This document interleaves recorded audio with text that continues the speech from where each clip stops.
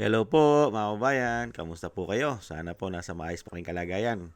At tayo po ay magsama-sama magkomentuhan dito po sa Tambayang Makabayan. Mag-umpisa na po tayo. Komentuhan po natin. Ito pong si Bong Revilla ay nakapagpiyansa na po mga kababayan. At mapansamantalab daw po siya makalaya. Alam naman po natin na mangyayari yan. Dahil una-una, kaalyado nila yan eh. Siyempre, ang kaso niyan, mga kababayan, tsak.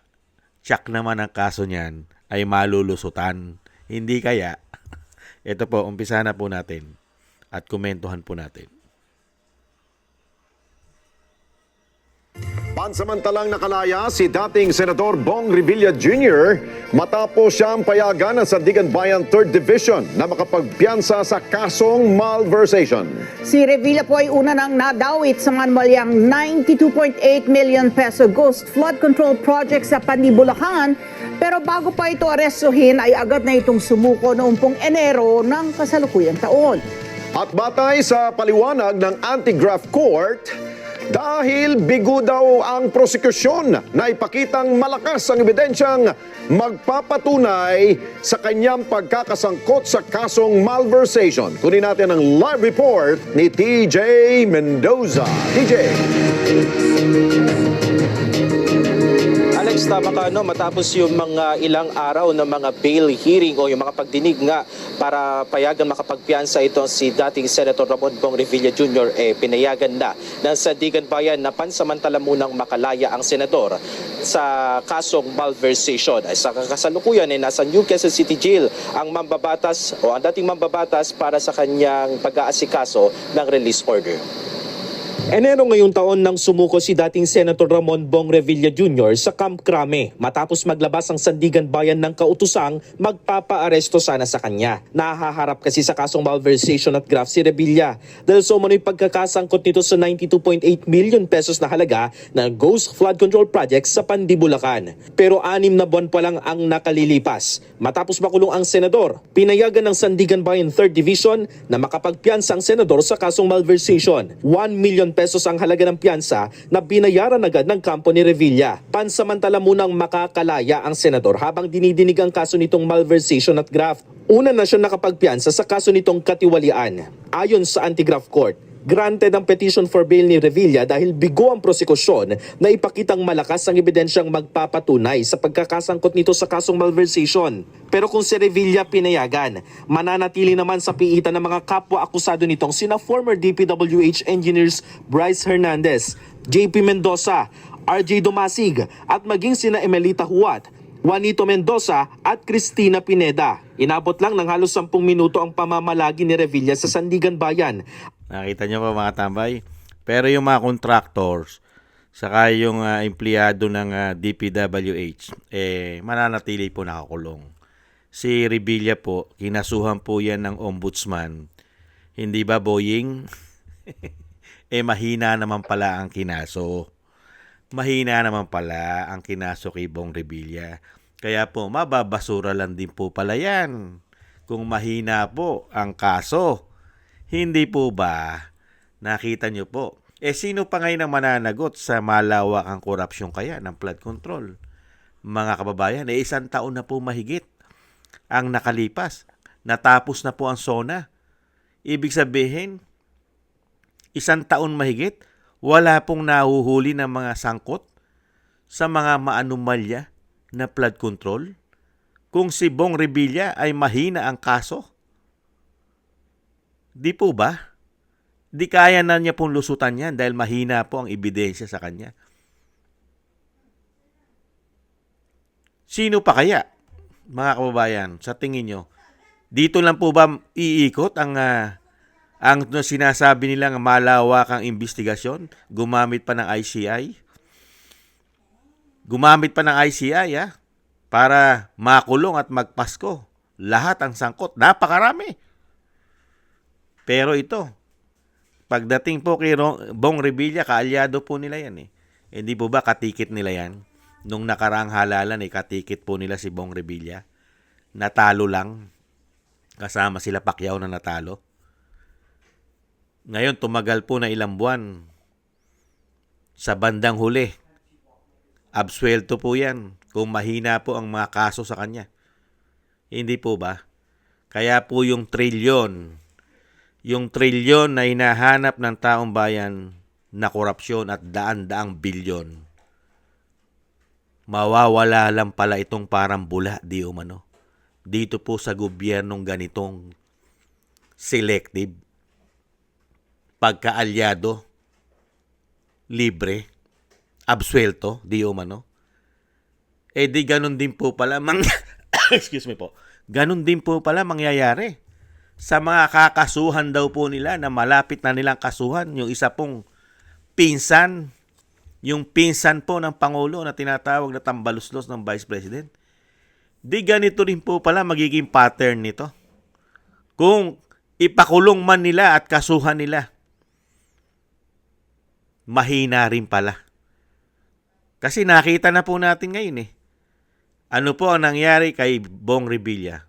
Mahina ang kaso nila. Di po ba? Di halos lahat pala ng ginagawa nila kuno. Di umano. Pagkakaalyado ng sindikatong gobyerno, di umano. Ang kanilang iimbestigahan at kakasuhan. Ganito na ang mangyayari di umano.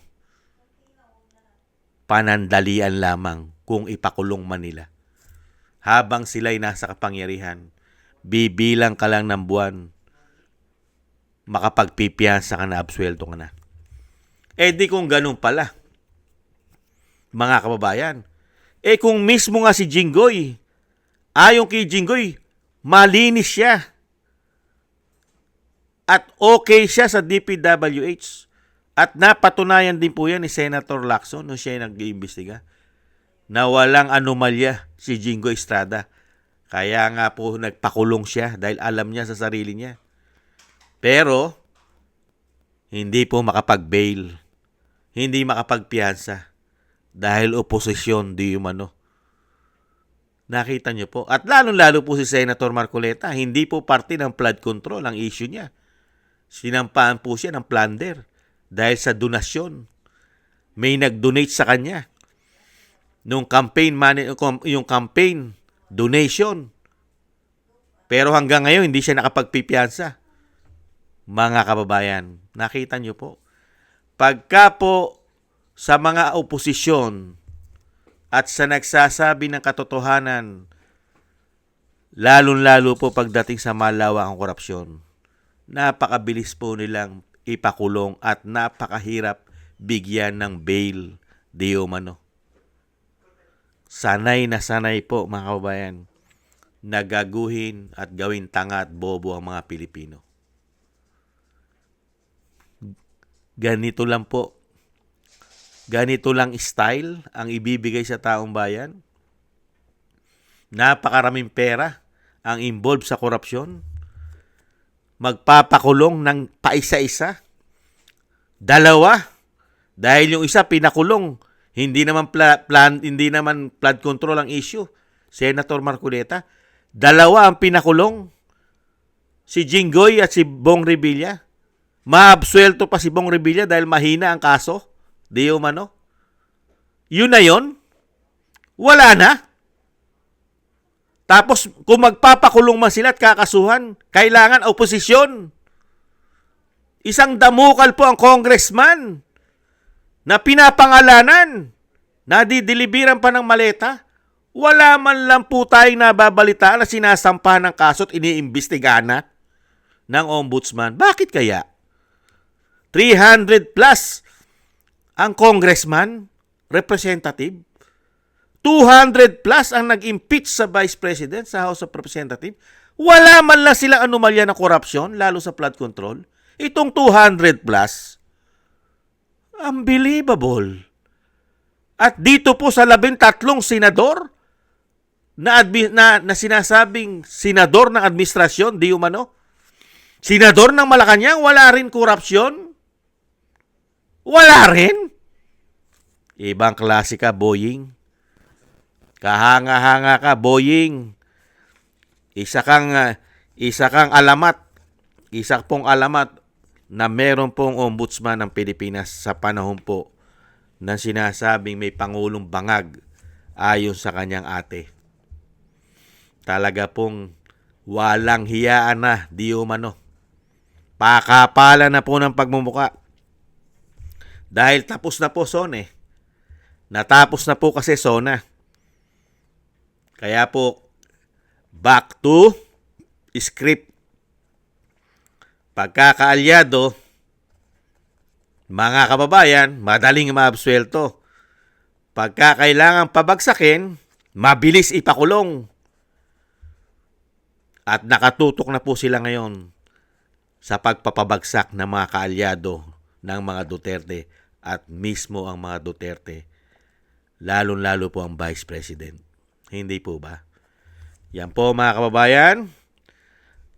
Ginawa lang po tayong drama. Lights, camera, action! May naipakulong!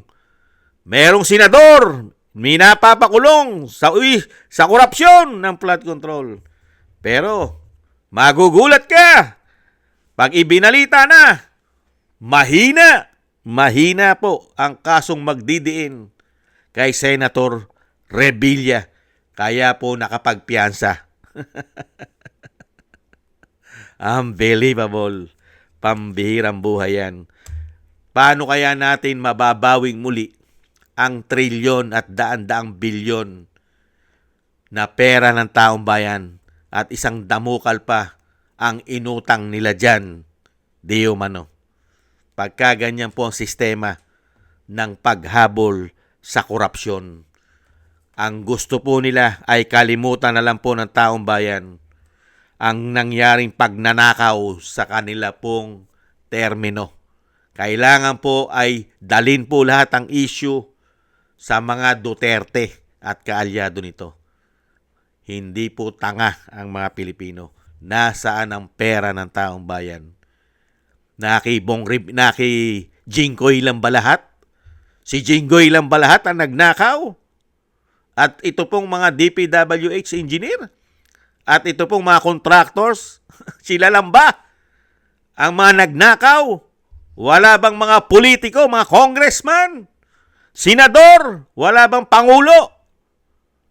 Wala bang mga gabinete nito? Mga sekretaris? Nagtatanong lang tayo. Wala kaya? Yan po mga kabayan, ang iiwan po nila sa mga Pilipino. Isang damukal na kasinungalingan at pambubudol sa mga Pilipino. Di umano. Yan po ang iiwanang legasiya ng mga taong yan. Hindi kaya. Maraming salamat po mga kababayan. Alam na ang lahat na magiging kaso, kuno kung kakasuhan man nila ang kanilang mga kaalyado. 100% pala. Mahina. At kaya pong ibasura at lusutan. Hindi po ba?